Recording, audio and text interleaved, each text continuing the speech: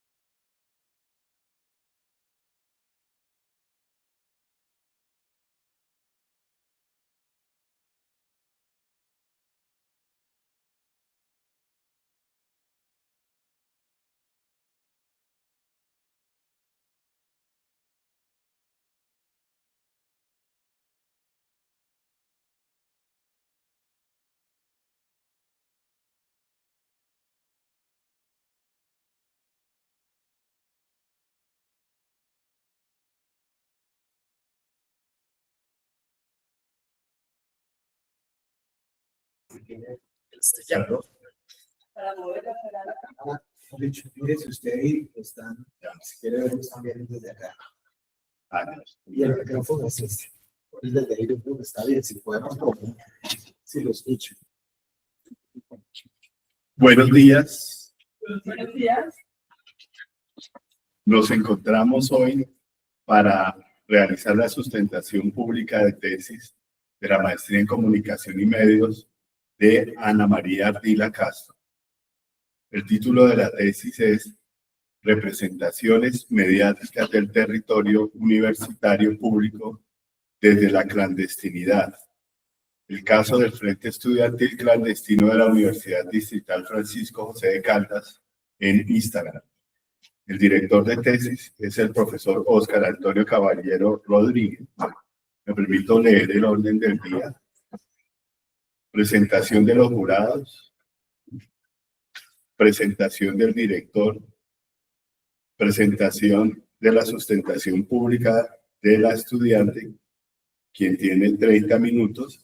Intervención de los jurados y interacción con la estudiante, deliberación de los jurados y firma del acta por parte de los jurados. El público, el estudiante, la estudiante, el director se retiran de la sala mientras los jurados deliberan con la compañía del coordinador y la socialización del resultado, el acta final de la sustentación y posteriormente la intervención de la estudiante y del director de tesis, y cierra la sesión el coordinador de la maestría. Antes de darle la palabra a la estudiante, me permito presentar a la jurado, a la profesora María Teresa Pinto Ocampo, politóloga y magíster en ciencia política, doctoranda de la Universidad de Bristol y profesora asistente del Instituto de Estudios Políticos y Relaciones Internacionales de la Universidad Nacional y coordinadora de la maestría en estudios políticos. También coordina el Observatorio de Procesos de Desarme, Desmovilización y Reintegración Entre sus áreas de investigación se encuentra la protesta, la memoria y la verdad. Y el profesor Clement Rus, investigador del Centro de Investigación para el Desarrollo CED de la Universidad de Bonn en Alemania, profesor adjunto de Estudios Culturales de la Universidad Nacional de Colombia. Él es magíster en Geografía, magíster en Ciencias de la Información y la Comunicación y doctor en Ciencias Humanas y Sociales. Entre sus áreas de investigación se encuentran las ciencias de la información y de la comunicación y los estudios culturales. El director es el profesor Oscar Antonio Caballero Rodríguez, candidato doctor en Ciencias Humanas y Sociales, magíster en Lingüística Indoamericana y profesional en estudios literarios. Entonces, continuamos con el orden del día y tiene la palabra Ana María Ardila Castro, quien cuenta con 30 minutos para presentar su trabajo de grado. Antes de continuar, quiero darle las gracias al profesor Oscar Antonio Caballero, director de la tesis, y muy especialmente a la profesora María Teresa Pinto Campo, colega del IEPRI, y al profesor Clement Rus, profesor adjunto de Estudios Culturales de la Universidad Nacional y investigador de la Universidad de Bonn. Muchas gracias. Gracias. Bueno, gracias por estar acá, a las personas que se conectaron, a la profesora, bueno, a todos, mejor dicho. Bueno, ya, este es el título de esta tesis. No lo voy a repetir porque el tiempo es corto y siento que no me va a alcanzar para decir todo. ¿Cómo llegué a esta investigación? Inicialmente, pues, mi interés por las relaciones de violencia que hay dentro de las universidades públicas, y esto a raíz de mi experiencia vital como egresada de la Universidad Distrital, estudiante de esta universidad, y también pues tuve la oportunidad de ser contratista durante 3 años y medio en el Instituto de Paz de la Distrital. Entonces allí tuve un acercamiento, digamos, a esos procesos institucionales.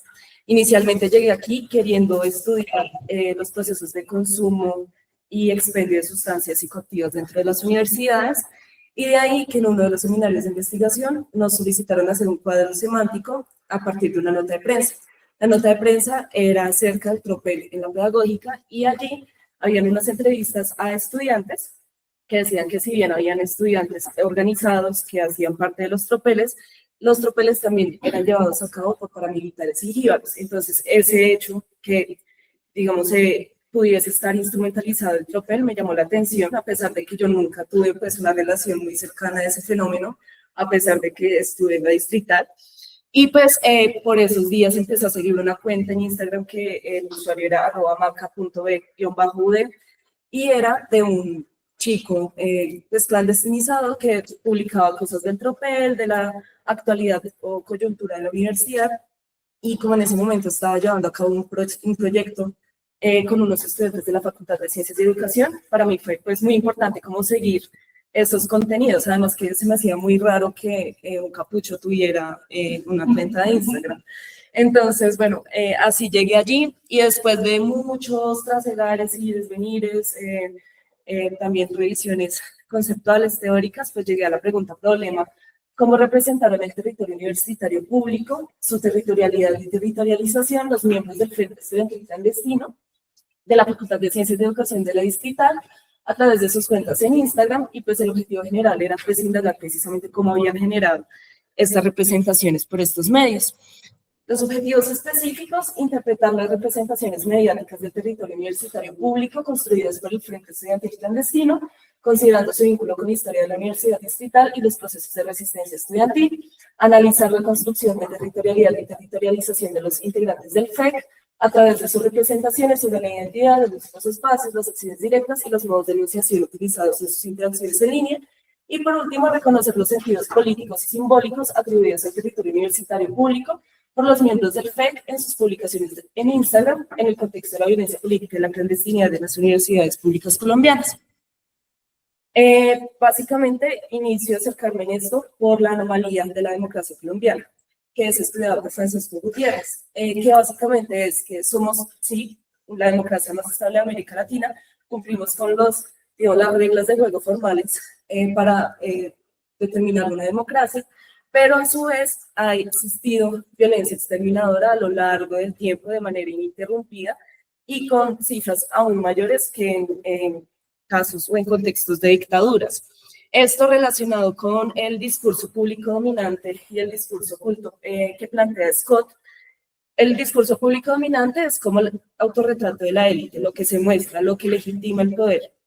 Y por el contrario, el discurso oculto viene a ser aquello que no se muestra porque le puede restar pues, legitimidad o puede dañar la reputación de las élites. En este caso, pues es el uso desmedido de la violencia y la aniquilación de la oposición.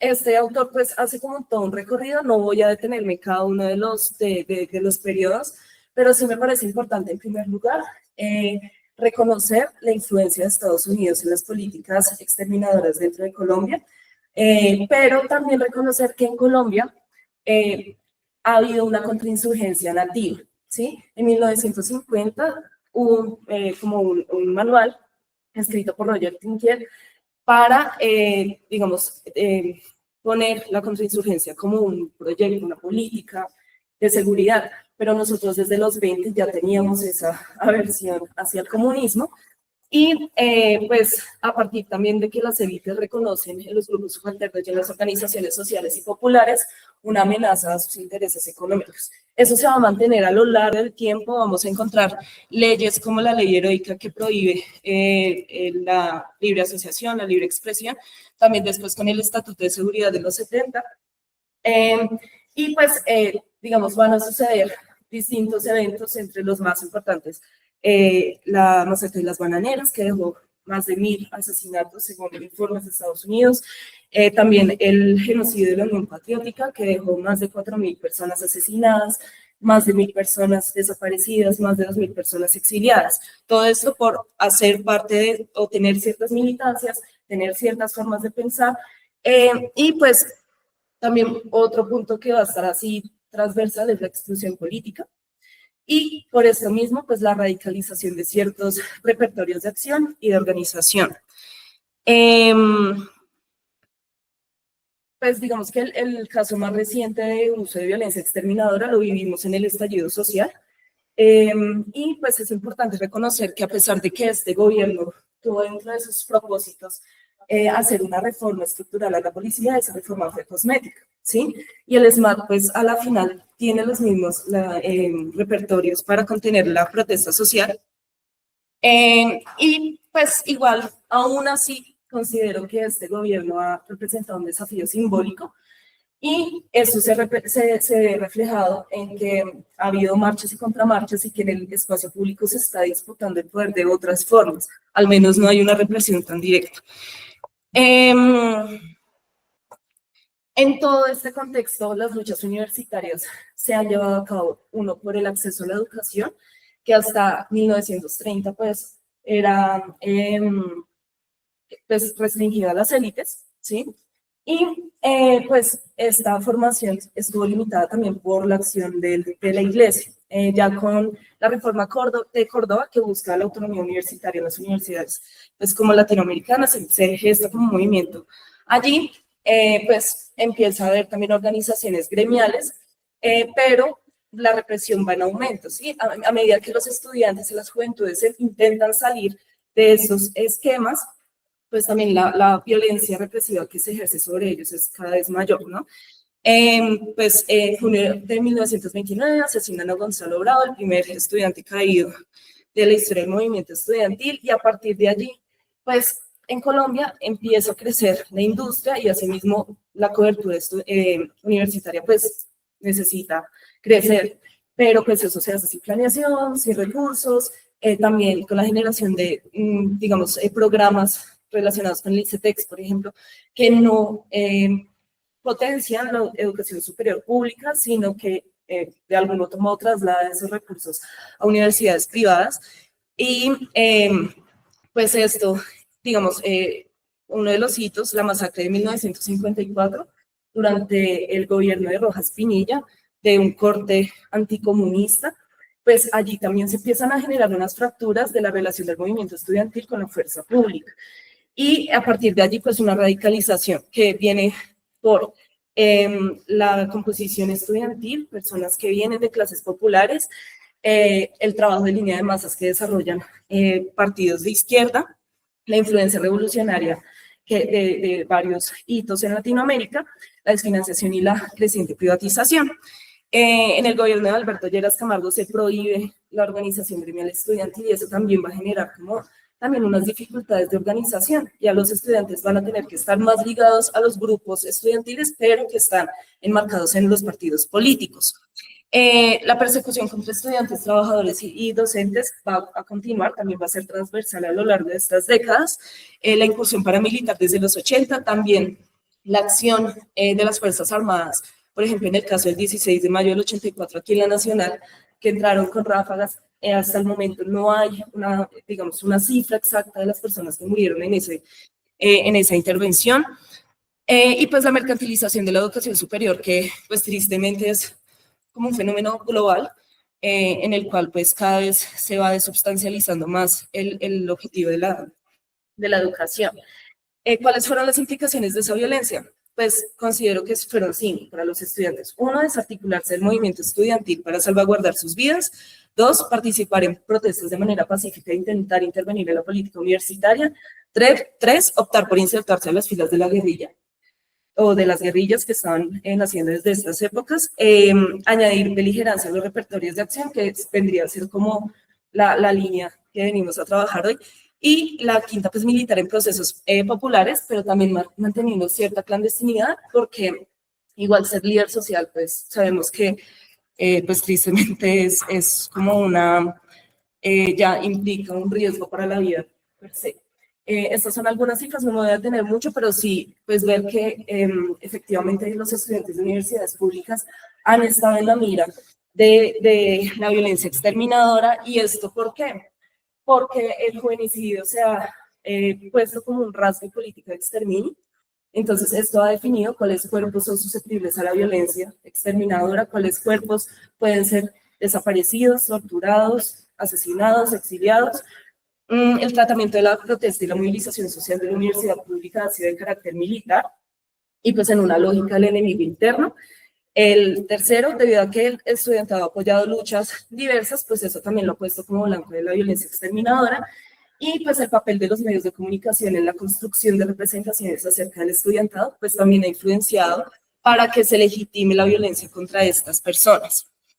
En esto, pues aparece la clandestinidad de las universidades públicas. Por clandestinidad vamos a entender que es un desafío táctico. En términos de desertor, lo táctico es aquello que se genera en el espacio de manera cotidiana, prefigurativa, subrepticia. Entonces, como estando en una estructura de dominación podemos generar fracturas para contrarrestar eso y pues resistir, básicamente. Entonces, la clandestinidad también pues es una forma de reaccionar en una estructura de poder diseñada por el terrorismo de Estado y pues implica la alteración defensiva de la identidad, el uso del espacio público y la acción cotidiana para subvertir esos órdenes impuestos. En el caso colombiano, pues es un fenómeno existente desde hace más de 40 años y esto implica, pues no tal como lo conocemos ahorita, pero sí, digamos que ha tenido una trayectoria en donde se ha transformado y ha generado sus propios repertorios. Ha sido mutable, ha sido fragmentado, ha sido plural, no podemos hablar de una sola clandestinidad, ha habido clandestinidades, muchas organizaciones con distintos objetivos, con distintos proyectos políticos. Y es muy importante reconocer también que los diseños institucionales fueron previos a la amenaza, ¿sí? ¿En qué sentido? El diseño institucional colombiano está basado en la desigualdad, en la exclusión social y política y por ende se han generado guerrillas, se han generado este tipo de repertorios de acción porque ante el cierre democrático pues es también una forma de resistencia.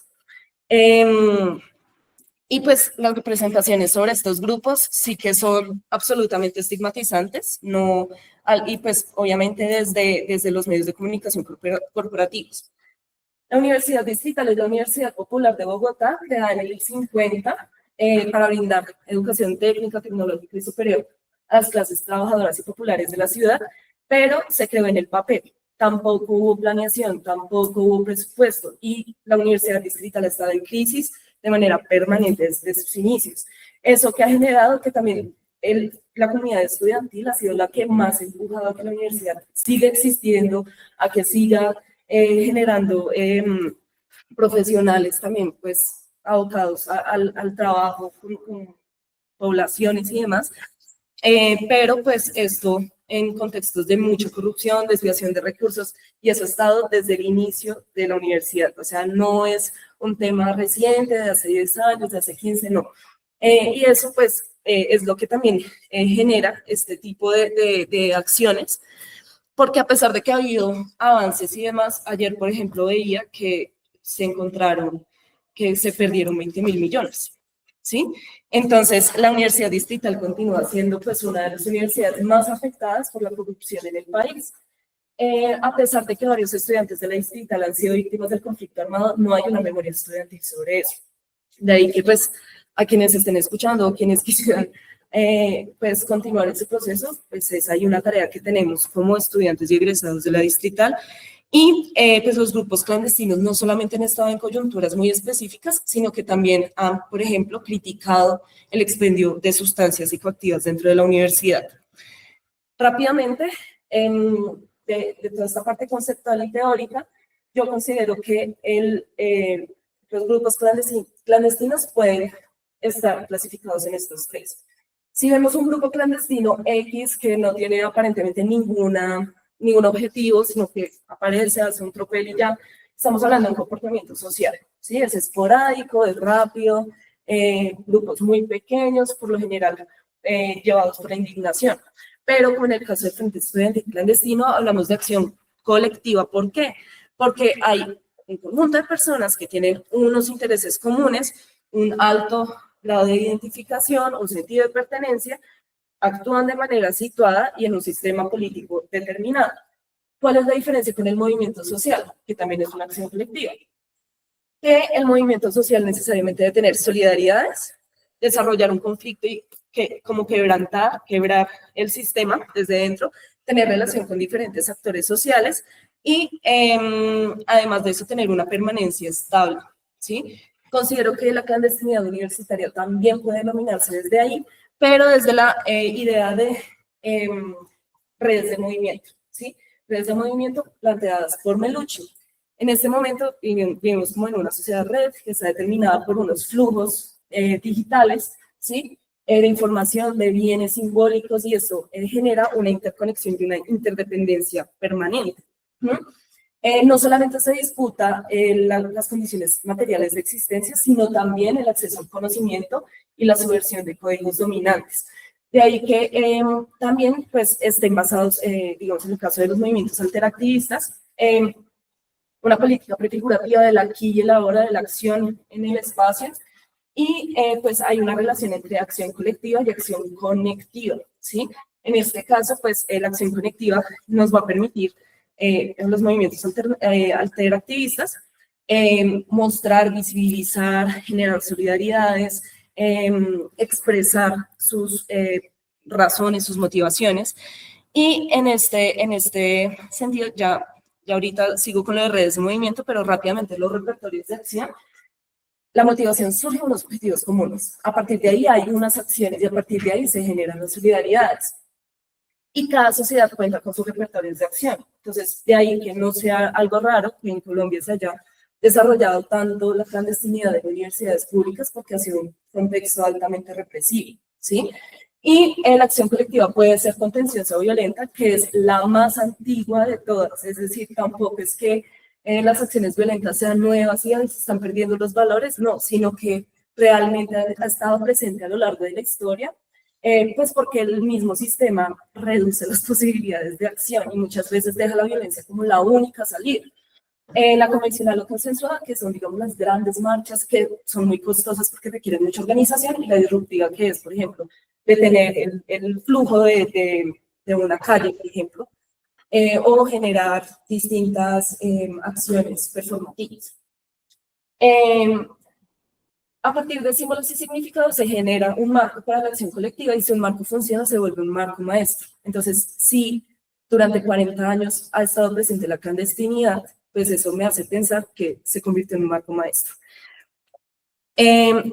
pues también eso está atravesado por las identidades, que es un proceso de creación de sentido a partir de unos elementos culturales que compartimos, también de unos flujos y unas negociaciones con el entorno y con los sectores sociales, y pues a partir de ahí el sujeto se define, ¿no?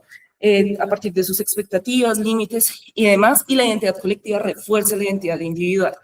Esta es mi propuesta de red de movimiento estudiantil, teniendo en cuenta la trayectoria de las clandestinidades. Considero que clandestinidades es uno de los nodos de esa red de movimiento estudiantil. Es la más pequeña, considero, pues en comparación con otras como el alteractivismo estudiantil, que es un activismo también de corta duración, porque uno está en una carrera 5 años y de repente se va desligando de esas demandas que tenemos como estudiantes, pero que aún así se va alimentando y se va generando pues en el tiempo. Quisiera detenerme más, pero el tiempo apremia.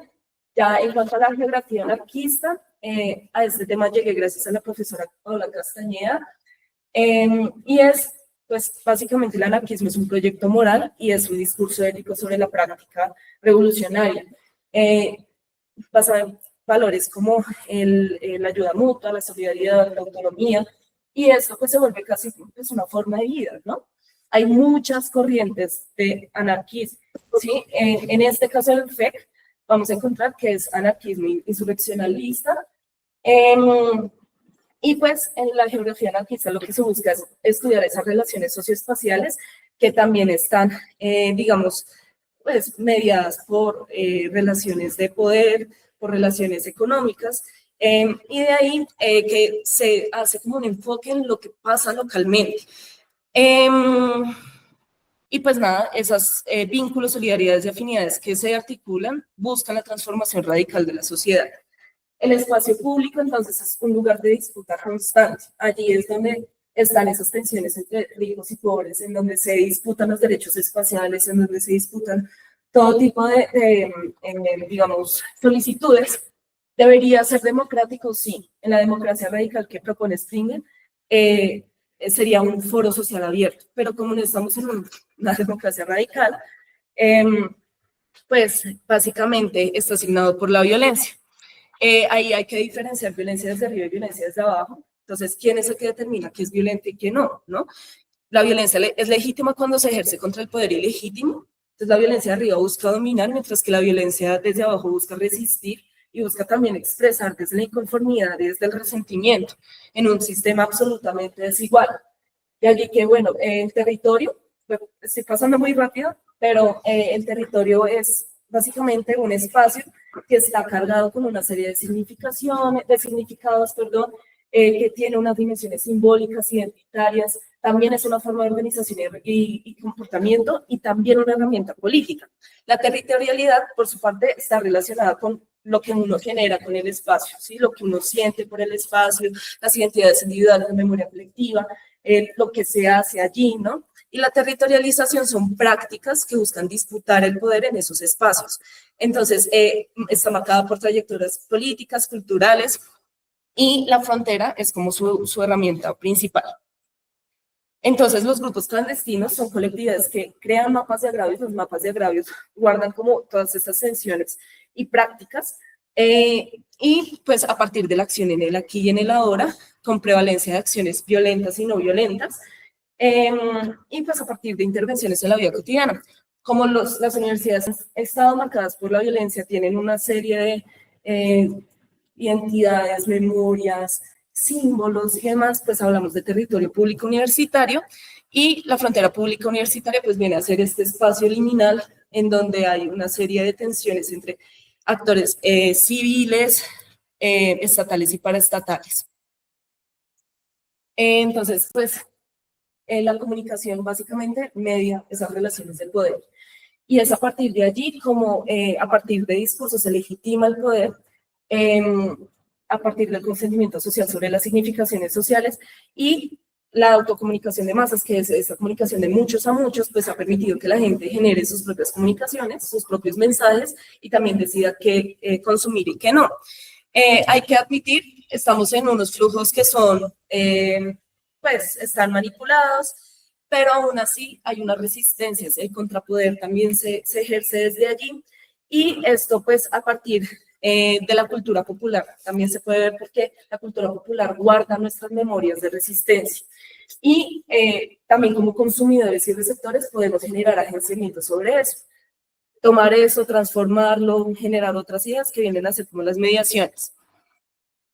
Las representaciones, pues básicamente son formas de organizar y clasificar las ideas y la información que tenemos en el mundo. Entonces, pues esto es a partir de unos sistemas, ¿sí?, de referencia, de sentidos, de signos, pero esos sentidos también se asignan, pues, en medio de unas relaciones de poder, ¿sí? La codificación y la decodificación de esos sistemas, pues, son asimétricos. A mayor distancia entre un grupo y otro, mayor va a ser la alteración del sentido. Aquí vemos un ejemplo, por ejemplo, que es de Noticias Caracol. Vigilantes grabaron desmanes en el interior de la Nacional y lo que estaban haciendo realmente eran sándwiches, ¿sí? Entonces ahí es un ejemplo. Y el estereotipo y el estigma que precisamente busca desvalorizar al otro y a partir de ello, pues también legitimar una serie de violencias contra las personas que pues, estén en determinado grupo social. Vamos a ver que esto se va a repetir. Vean cualquier noticia en redes sociales y en los comentarios se darán cuenta de que estas representaciones han hecho mella y que las reproducimos una y otra vez. Entonces, pues, estas prácticas sistemáticas de representación son herramienta, un mecanismo del terrorismo de Estado para configurar al enemigo interno, la estigmatización de las universidades públicas mediadas por el anticomunismo, el hecho de que sea un territorio insurgente y de resistencia, y pues la clandestinidad ha sido representada de manera muy superficial. En cuanto al diseño metodológico, pues en primer lugar, esta investigación es una investigación militante que busca pararse desde la objetividad encarnada y situada, no totalizante, sino desde una parcialidad autocrítica, reconocer a estos jóvenes como sujetos con agenciamiento político y generar interpretaciones resonantes. No fue mi idea como decir, ay, fulanito pensó tal cosa, pero no, intenté ser muy como cuidadosa con eso, con respeto a estas personas. También la idea de pensarnos, ¿para qué hacer una maestría? ¿Para qué venir a la universidad? ¿Sí? O sea, venir por el título o venir para generar conocimiento, para generar transformaciones. Y pues para esto pues me ayudó mucho la etnografía humanista propuesta por Roberto Sinex, que tienen todas estas etapas, entre las cuales está, por ejemplo, qué es lo que significa para mí investigar ese grupo, qué es lo que significa para mí investigar pues, la historia de la Universidad Distrital y cómo se relaciona esto, cómo se generó toda la recopilación de los datos, la manera en la que hubo como una inmersión en esos datos, la indexación, cómo se seleccionaron y organizaron. Bueno, este es como el esquema. Toca pasar muy rápido porque el tiempo. Básicamente la interacción inicial la tomo en septiembre de 2022, la inmersión en los datos del 10 de febrero hasta el 25, del 10 de febrero del 2023 hasta el 25 de agosto del 2025. Se recopilaron 279 archivos. Luego de toda la curaduría, se tomaron solo 150 que tenían que ver sobre las prácticas espaciales de estos estudiantes. Y pues así rápidamente voy a pasar. La Universidad Distrital es una universidad militante que está marcada por las resistencias. El mismo espacio, el mismo territorio, fue un territorio disputado, luchado por los estudiantes, por los profesores. Y dentro de esos toponimios, los nombres de los espacios, por ejemplo, se destaca la Plaza Manuel Infante. Manuel Infante fue un estudiante asesinado y los hermanos San Juan, pues desaparecidos en los 80 por el grupo Muertas Secuestradoras, un grupo narcoparamilitar. Y pues esta es la frontera universitaria pública, en donde pues por lo general se desarrolla el tropel, ¿no? Y pues la coyuntura del 21 al 23, básicamente marcada por el retorno a clases y que se encuentran los estudiantes. Una universidad, bueno, esto no es muy nuevo, pero la universidad tiene daños infraestructurales, esta facultad como tal, y justo por esos días la fiesta se salió de control. El 16 de septiembre del 2022, muere un visitante de la universidad, estaba tomando, cae de una de las terrazas, y ese día yo fui a la universidad, que estaba allá, y estaba muy oscuro. Estas fotos fueron 8 días después. Y pues, o sea, ahí hay luz, a comparación de cómo estaba ese día. Entonces también vemos cómo los espacios son inseguros y generan también como una hostilidad en todas estas pugnas también para que los profesores de hora cátedra tengan realmente condiciones laborales dignas, en donde haya condiciones de bienestar universitario, en donde se garantice la permanencia, porque no es solamente entrar a la universidad, sino usted cómo tiene las condiciones para terminar su proceso educativo. Y los estudiantes, pues, digamos que toman las paredes como un medio de expresión, pero la decanatura del profesor Omer Calderón decide censurar. Y ante la censura, pues también los estudiantes vuelven y pintan. Son murales, muchos de los grafitis que pues expresaban precisamente esa pugna que había en la universidad en esta coyuntura, que no se ha detenido, que no ha pasado, pero que pues es lo que también en la coyuntura en la que actuó el Frente Estudiantil Clandestino. Dentro de este proceso querían acabar varias licenciaturas y junto, pues esto, ahí la red de estudiantil, la red de movimiento estudiantil genera una serie de acciones conjuntas en donde el Frente Estudiantil Clandestino participa y en donde también el tropel se vuelve el último mecanismo de presión. O sea, la idea del tropel por el tropel aquí no está, sino que fue ya en momentos muy específicos y ya muy tensionantes en donde el tropel se convierte en ese último mecanismo para usar. Bueno, estos son stencil. Bueno, ahí. Y ya sobre el Frente Estudiantil Clandestino, se enmarcan desde la corriente anarquista. Esto cómo se puede reflejar en los símbolos que utilizan, en los discursos que publicaban, en sus estéticas. Esta idea del ACAP, el All Cops Are Bastards, todos los policías son bastardos, el 13-12, también muy utilizado, no solamente por este grupo, sino que ha sido como una marca que ha acompañado desde los 80 y que últimamente y especialmente desde el estallido social ha estado muy presente en las juventudes. Otro elemento identitario que se ve es la milonga del fusilado, que es muy usual en las resistencias populares y que va a estar allí presente en estos estudiantes constantemente. Es de lo que más se repite. También unos referentes de la izquierda colombiana, entre esos Manuel Marulanda Vélez, Miguel Barbosa, Jaime Garzón, Jaime Batumán Cayón, Carlos Pizarro. Y también unos antagonismos. ¿Con quiénes? Con personas de la ultraderecha, también paramilitares, esta idea de los NEAS, ¿no? NEAS, gente de bien, una, digamos, dicotomía que se hizo muy presente desde el estallido social. También generaron opiniones, mucha gente dirá como, ah, claro, son de izquierda, son capuchos, entonces están de acuerdo con las disidencias, y no, también tuvieron una postura crítica acerca de estos grupos. Esta, pues creo que es una de las más importantes porque refleja las identidades, sentidos de pertenencia y afectividades que generaron estos jóvenes. No todos eran estudiantes. Estas dos, cuando el 8 de junio, perdón, de 2023, aquí en la Nacional hicieron un tropel para conmemorar el Día del Estudiante Caído y le cayó una papa bomba a un policía, ¿sí? Ese fue el fin del FEC. O sea, a partir de ahí ya empiezan a desaparecer las cuentas y capturan a Apache, que pues por eso generan estas publicaciones, estos estudiantes diciendo te extraño, contra lo que compartimos, y también reflejan como pues una pesadumbre por eso, ¿sí? Y pues es muy triste la situación, ¿no? Tanto para el policía, porque el policía también es un muchacho de clase popular, ¿no? Y pues a la final, como todo esto repercute, que otro muchacho también de clase popular termine tras las rejas.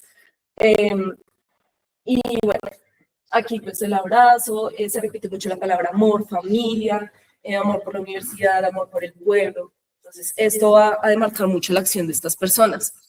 Estas son las solidaridades con la red de movimiento estudiantil y de acciones que se hicieron sin capucha. Participar en asambleas, invitar a la gente a que llegara a esos espacios de diálogo, a las marchas, a las movilizaciones, también apoyar en caso de posible represión por parte de la policía. Entonces, digamos que esto refleja que no fue un grupo apartado, sino que realmente hizo parte de una coyuntura y tuvo unas acciones articuladas con el...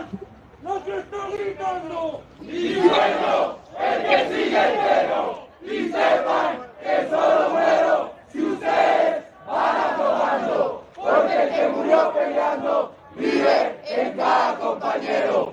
¡Por nuestros muertos! ¡Ni un minuto de silencio! ¡Toda una vida de combate! ¿Hasta cuándo? ¡Hasta siempre! ¿Hasta dónde? ¡Hasta la victoria!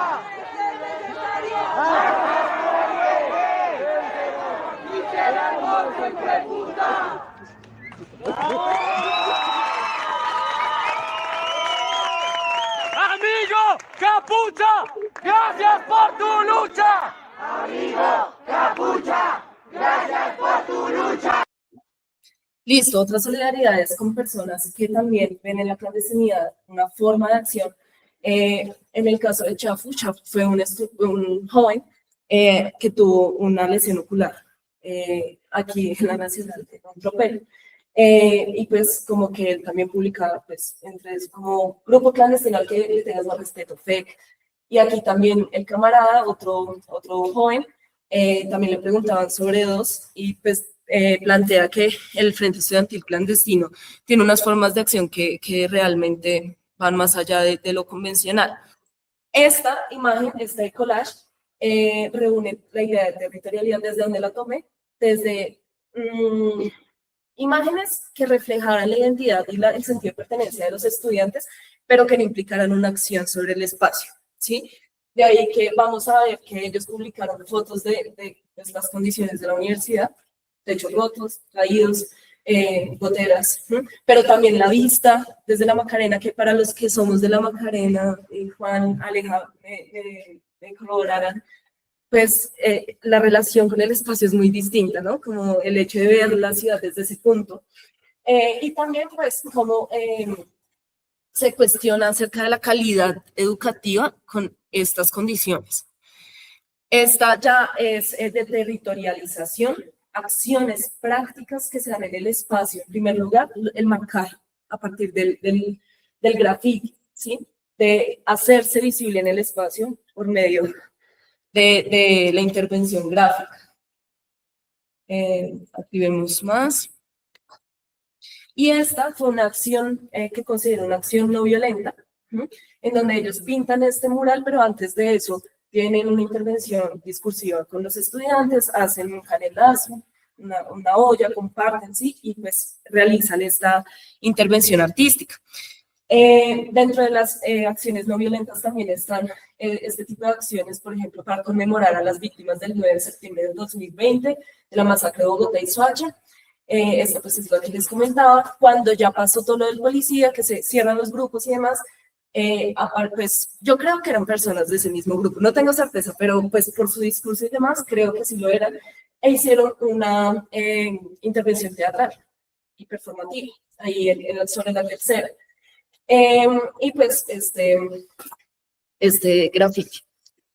Sin duda alguna, pues la que más se repite es de toda la codificación que se realizó, pues la acción directa violenta estuvo ahí presente, fue lo que más compartieron.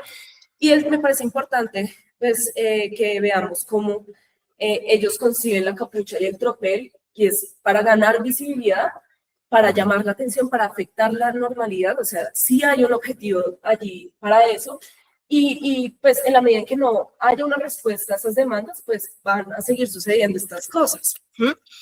La capucha como símbolo de resistencia y de lucha, también la desconfianza con la administración, y muy importante porque ellos consideran la capucha que debe ser educada. Sí, que no puede ser el uso de la capucha por la capucha, no, tiene que haber un sentido político para eso. también pues la nota de City TV les pregunta pues si esto es pacífico, ¿por qué la capucha? Pues porque sigue habiendo persecución, porque igual sea lo que sea que hagan, los van a perseguir, ¿sí? Ya quizás ahorita hablemos al respecto. Pero también otro, no sé si era el mismo grupo, pero también sospecho que eran jóvenes muy cercanos, y pues me llamaba la atención porque en su discurso decían, no podemos dejarle la lucha estudiantil y por las universidades solamente las clandestinidades, ¿sí? Y aquí es para que nos vieran, nos topamos la cara, para que nos nombraran, nos negamos un nombre, compañeros. Pues dentro de los riesgos, esto por ejemplo es una amenaza de las Águilas Negras a uno de los estudiantes que estaba clandestinizado. Lo que les mencionaba de la capucha, esta idea del cuidado y dignificación de la capucha me parece muy potente porque también nos muestra que es necesario que haya una articulación de la acción directa violenta con procesos de politización dentro de las organizaciones estudiantiles, universitarias y sociales, ¿sí? Ya esto de la acción directa violenta, el collage, ¿qué es lo que más movió el tropel para estos jóvenes? La venganza, ¿sí? Un sentimiento de resentimiento y de odio profundo, porque no solamente es por la situación, en este caso de la Macarena o de la Universidad Distrital, sino que también son jóvenes que se enuncian desde la clase popular y que pues notan que no hay respuestas, ¿sí? Que ya lo vamos a ver en las conclusiones. Últimamente ha habido muchos tropeles aquí en la Nacional y hay como una pugna, ¿no? Que deberían matarlos, que deberían hacer limpieza social, que por qué no hacemos un grupo paramilitar en contra de los capuchos, ¿sí? Son los comentarios que se ven en las redes. Y es como, incluso si solucionáramos los problemas de la educación superior pública, no podemos garantizar que desaparezca el tropel. ¿Por qué? Porque o sea, las universidades son de los pocos espacios públicos realmente donde podemos hablar, criticar, cuestionar, ¿sí? Y pues viene a ser también un territorio propicio para las clases subalternas, ¿no? Y pues bueno, estas que me parecen muy, muy llamativas porque también es como una muestra de poder, ¿no? Como en el pedazo, ¿sí? Como hay una acción ahí, como hay una certeza de que estoy en mi universidad, de que estoy en esa frontera y que estoy peleando por algo que realmente me mueve. Entonces, pues ya dentro de las conclusiones, pues lo que les decía, los territorios universitarios públicos, pues son espacios de territorialización para quienes se enuncian desde la lucha popular y pues son insurrectos contra todo tipo de opresión. El Frente Estudiantil Clandestino es un ejemplo de una articulación exitosa con la red de movimiento estudiantil. A mayor desinterés y despotismo por parte de las administraciones, va a haber mayor organización en la red de movimiento estudiantil y también se puede llegar a legitimar más el uso de la acción directa violenta, lo que les decía de lo que implica quienes pueden estar en la frontera pública universitaria. Sin comunicación real ni coordinación, puede caer que sea instrumentalizado, ¿sí? Que sea manipulado, y que también pues, se generen violencias en contra de ellos. A pesar del uso, que el uso de redes sociales puede derivar en censura, pues también estas mediaciones son muy potentes en tanto que son resistencias mediáticas, en tanto que buscan desde la autoenunciación decir, somos esto, creemos esto, peleamos por esto, nos gusta esto, esta es nuestra estética, ¿sí? Y eso es muy valioso porque en una esfera en donde solamente han salido, digamos, las construcciones o las representaciones de los grandes emporios comunicativos e informativos, pues digamos, esta posibilidad que ellos brindaron de darse a conocer es como romper un poco con esa brecha. También que, pues, ante la posibilidad de represión judicial, pues, estos grupos caen en el ostracismo digital, empiezan a ser excluidos de esto y pues ahí también habría que pensar cuáles son las estrategias que tenemos como movimientos sociales también para responder ante eso. Para que haya territorios universitarios en paz, debe haber, pues, como cualquier opresión sistemática y estructural tendría que acabar, ¿sí? Entonces, más que poner la lupa en la violencia performativa de estos grupos, pues deberíamos poner la lupa en las violencias que no son atendidas en las universidades públicas, ¿sí? O sea, ¿cuántos años más tienen que pasar? ¿Cuántos muertos más? ¿Cuántas organizaciones más para que se atiendan estas solicitudes? Ayer se aprobó la reforma a la ley 30, es un avance, pero pues nos lleva a preguntarnos qué va a pasar después, ¿sí? Porque igual hay muchas más dificultades. Y pues la última, que es los proyectos comunicativos revolucionarios contemporáneos, necesariamente deben articularse con proyectos de educación mediática y popular. ¿Para qué? Para que haya ejercicios de lectura realmente creativos y para estos procesos de decodificación permitan generar códigos oposicionales, ¿sí? Entonces, empezar a romper desde adentro y cómo empezamos a generar otros tipos de códigos, otras formas de enunciación y también otras formas de acción. Muchas gracias por su atención. Muchas gracias, Ana María.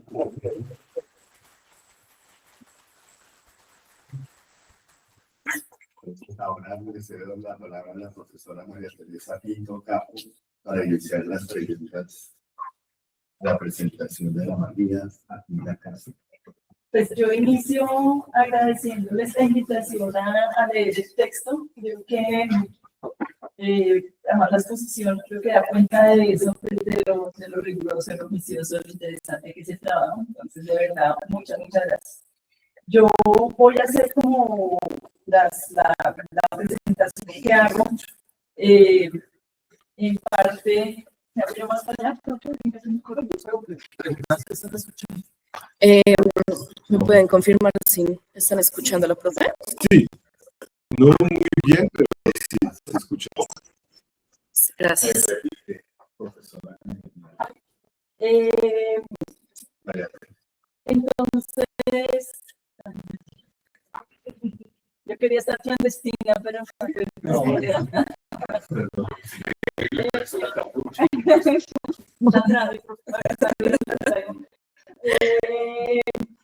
Pues bueno, agradeciendo la lectura y yo los comentarios los quiero dividir en dos lados, que me encanta porque lo que voy a decir es positivo, luego voy a decir que me conflictúa. Entonces tú vas a decir, pero al fin, ¿qué? Voy a decir, no lo resuelto todavía, entonces en parte es como una conversación que además creo que los profesores universitarios y las profesoras tenemos que hacer y ustedes pues, que están en este camino de investigación pues también tenemos que preguntarnos para. Entonces iniciaré con lo que me encanta del trabajo. Como en la exposición se muestra la profundidad histórica que tú traes, ¿verdad? No es un trabajo que aparezca. Y el objetivo de esa historia larga es demostrar por qué la acción clandestina existe en nuestro país, ¿verdad? Es decir, uno hubiera podido quizás no hacer esa historia larga y decir, sí, en Colombia ha habido represión, opresión, y por eso que sea necesaria la violencia, es un instrumento de lucha política.